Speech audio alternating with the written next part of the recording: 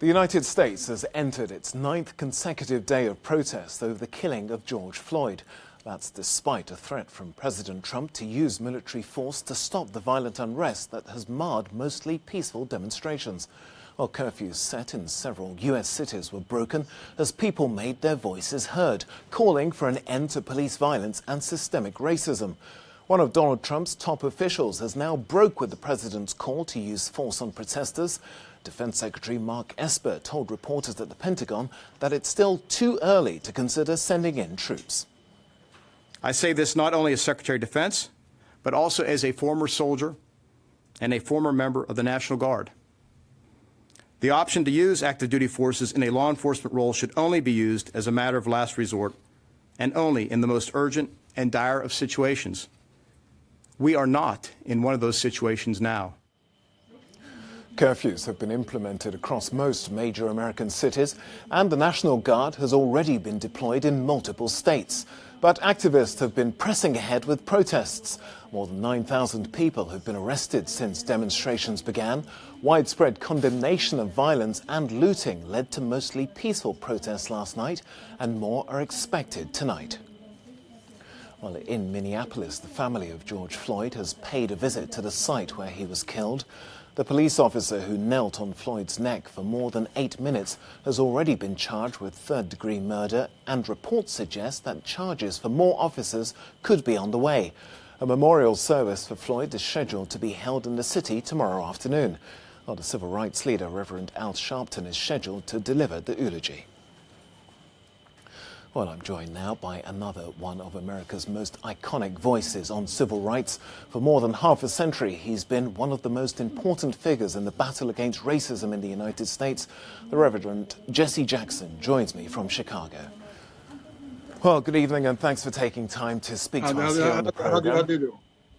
Okay, I'm doing very well, thanks, Reverend. Let me start by asking you, of course, we've seen so many... Those are marching... We've seen so many cases... Those are marching in Britain.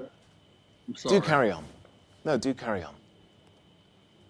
Those are marching in Britain. They're in the best tradition of Wilberforce in Britain, who was such a huge force for abolition of slavery. So I want to thank those who are marching in Britain and France, because they're in the best tradition of making the world more secure.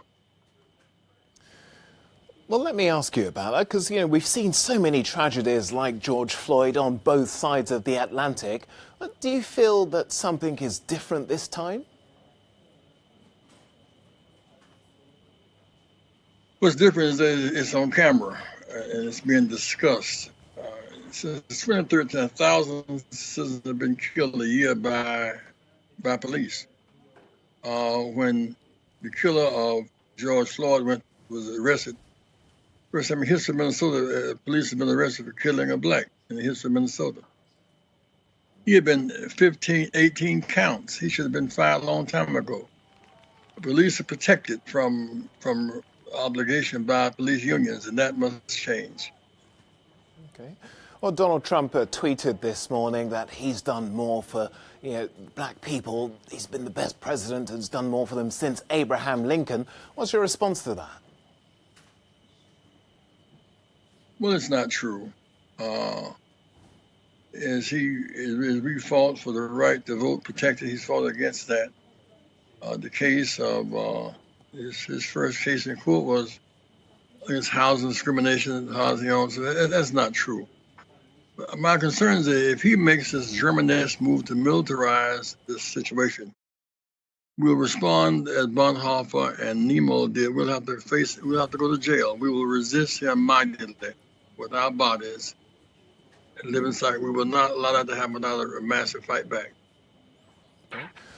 Well, President Trump, of course, has threatened to use the military. In the last time that happened in the United States was President Bush in '92, when those 4 white officers were acquitted of beating up Rodney King.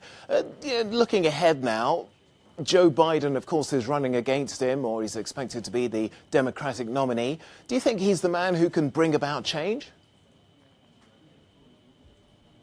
I think Joe Biden can do it, plus the forces that support Joe Biden will demand that it happen. Our democracy cannot give way to a police state. Police were killed without accountability as a police state. And President Trump wants to reinforce their police powers, and the fact of the matter is they should be more civil. 96% of police don't live in Minneapolis.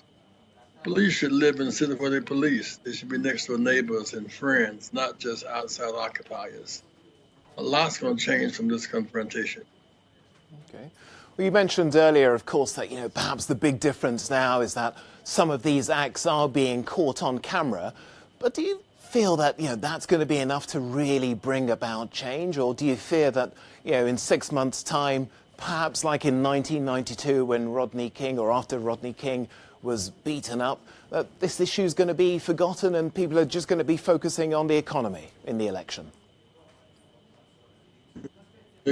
Yesterday, a guy named Stephen King, a congressman from our racist country, he was defeated yesterday democratically. In First Missouri, where Michael Brown was killed, a black female won as mayor yesterday. We were making progress. Black mayor in Atlanta, Washington, Birmingham, Selma, Augusta, Savannah, Dallas, Houston. So while there's this stiff wind of resistance against the odds, we're making progress, and we're not going back. We're not going to stand still.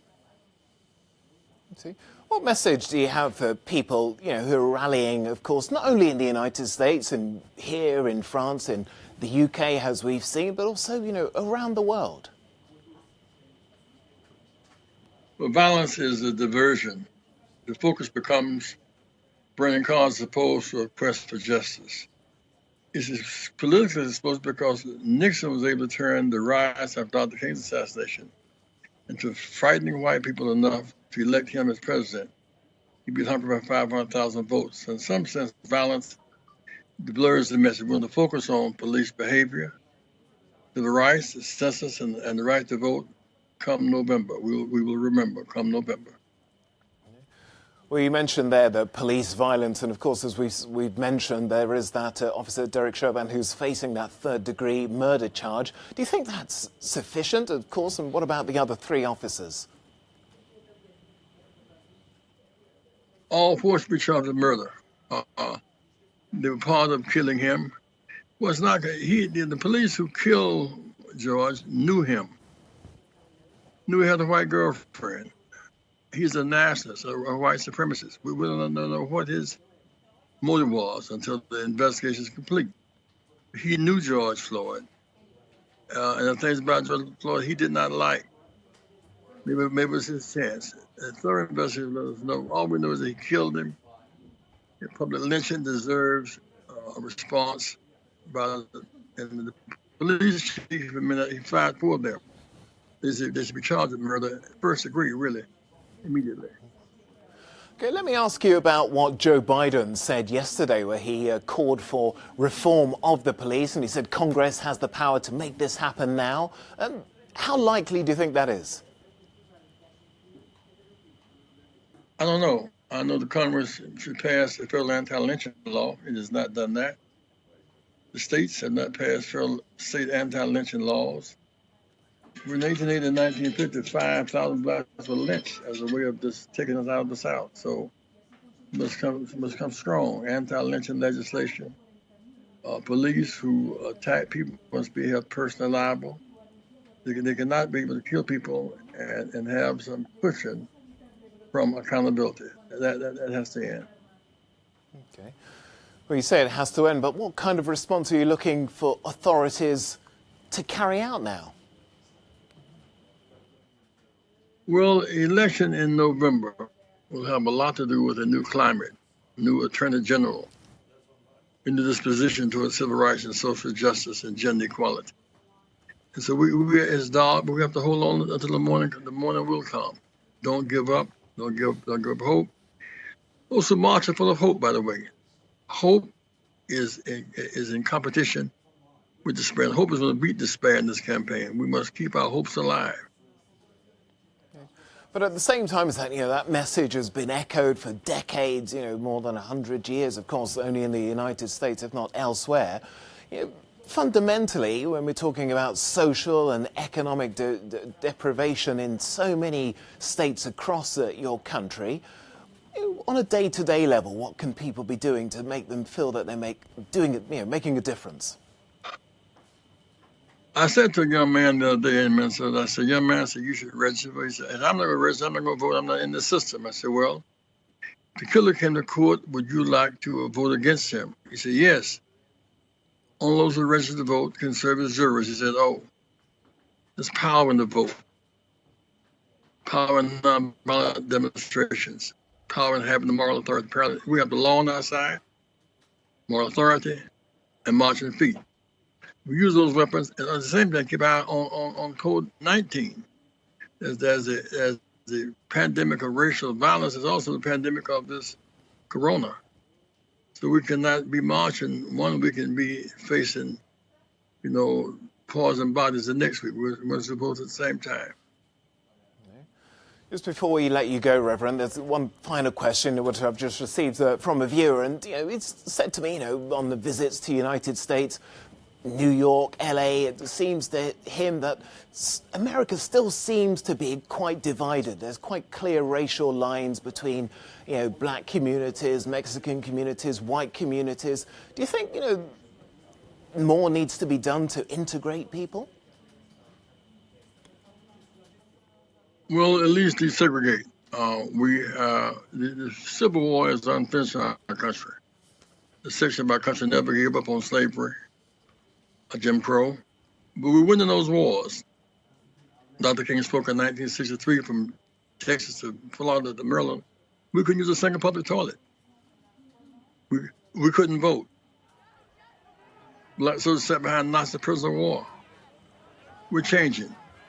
And I fight is changing the scene. A black mayor of Ferguson, Missouri, where Michael Brown was killed. It's a big deal. It took place last time on the cover, so to speak, of cameras. Black mayor in Birmingham and Montgomery, where Dr. King led the boycott, in Richmond, Virginia, where the Confederates lived. So this is a very dark moment and difficult moment, but through it all, we're not going to give up. We're going to keep our hopes alive.